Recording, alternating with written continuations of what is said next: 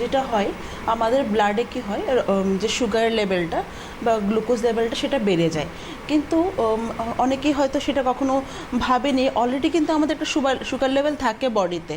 সের জন্য কিন্তু আমরা ওই এনার্জি পাই বা আমাদের কাজকর্ম করতে পারি, কিন্তু কিছু কিছু কারণের জন্য আমাদের যে সুগার লেভেলটা সেটা ট্রিগার করে যায়, মানে হুট করে বেড়ে যায়, সেটাকে কিন্তু ডায়াবেটিস বলছে। আয়ুর্বেদে যেটা আমরাকে মধুমেহ বলি,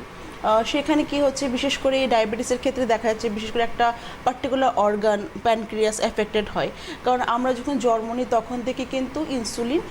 নিয়ে জন্মগ্রহণ করি, সেটা যেটা লং লাইফ চলবে, কিন্তু দেখা যায় সেই প্যানক্রিয়াস যে ইনসুলিনটা উৎপন্ন করছে কোনো কারণে সেটা পরিমাণটা আস্তে আস্তে কম করতে করতে একটা সময় পুরো বন্ধ করে দিল, যার জন্য আমরা দেখি যে বাড়ি থেকে ইনসুলিন নিতে হয়, তথাকথিত আমরা শুনতে পারি। সেই যে কন্ডিশনটা সেটাই কিন্তু ডায়াবেটিস বলছে, আর ডায়াবেটিস এখন কিন্তু প্রত্যেকটা ঘরে ঘরে। ডায়াবেটিস আমরা এখন সত্যি এটা একদম বাস্তব যে এখন প্রত্যেকটা ঘরে ঘরে ডায়াবেটিস আমরা, এবং সবথেকে বড় বিষয় হচ্ছে যে কোনো বয়সকে আমরা কিন্তু এফেক্টেড হতে দেখছি। কালকেও আমরা ফোন পেয়েছি 23 বছরের একজনের আর্থারাইটিস। তো এরকম ডায়াবেটিসের ক্ষেত্রে আমরা দেখেছি এই সমস্যা হচ্ছে। নর্মালি এই রোগটির উৎপত্তি কেন হয়, মানে কিছু কোথার থেকে রোগটি দেখুন, ডায়াবেটিসে আয়ুর্বেদে যেটা বলা হচ্ছে যে মধুমেহ, সেটার যে উৎপত্তির যে কারণটি আমাদের লাইফস্টাইলকে বলা হচ্ছে, কারণ আমাদের যে দৈনন্দিন যে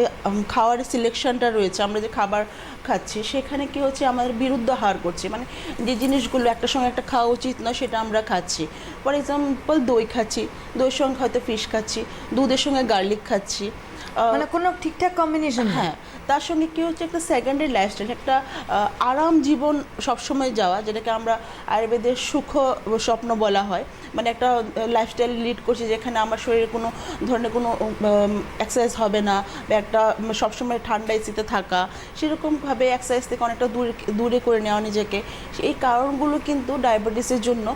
মেন কারণ হয়ে যাচ্ছে এখন। কারণ দেখা যাচ্ছে যে ম্যাক্সিমাম ক্ষেত্রেই যে পেশেন্ট আমরা পাচ্ছি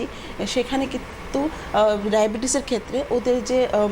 এক্সারসাইজ অ্যাক্টিভিটি নেই বললেই চলছে, সেটাকে